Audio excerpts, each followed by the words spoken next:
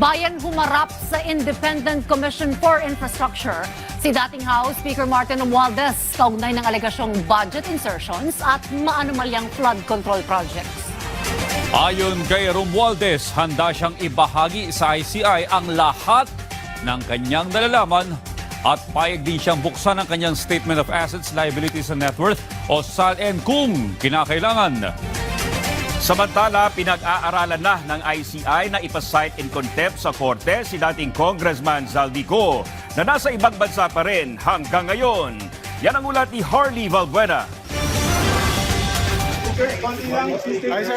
Dumating sa Independent Commission for Infrastructure sa Taguig City si former House Speaker Martin Romualdez. Ito ay bilang pagpapaunlak sa imbitasyon ng ICI para ibahagi ang kanyang mga nalalaman sa mga insertion sa national budget at sa maanumalyang flood control projects. Ayon kay Romualdez, handa siyang makipagtulungan sa ICI para sa mabilis na paglutas sa mga anomalya. I was invited to the ICI to share my personal knowledge on the budget process. And of course, any information about the insertions on the flood control. That is the basis of my invitation.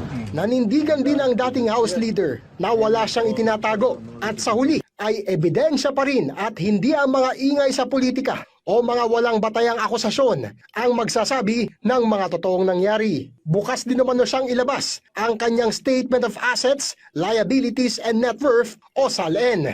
Handa rin si Romualdez na bumalik sa ICI kung muli siyang ipatatawag. Pero ipinauubaya na niya sa ICI ang kapalaran ng dati niyang kapwa-kongresista na si former House Appropriations Committee Chairman Zaldico. Tulad ng inasahan, no-show si Zaldico sa pagdinig ng ICI. Dahil dito, pag-aaralan na ng ICI na hilingin sa korte na ipasight in contempt si Ko.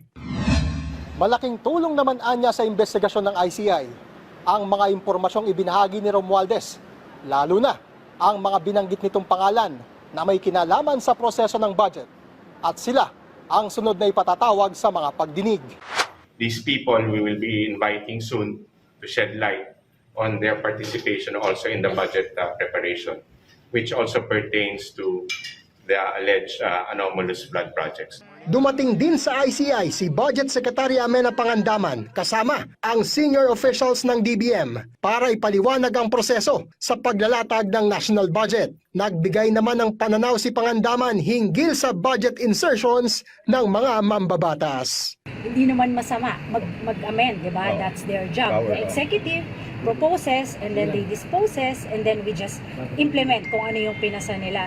So siguro maganda yung ginagawa nila ngayon, no, na naka-live yung kanilang budget deliberations. Yung request nga, pati yung bycam, sana maging live din siya. Harley Valbuena para sa Pambansang TV sa Bagong Pilipinas.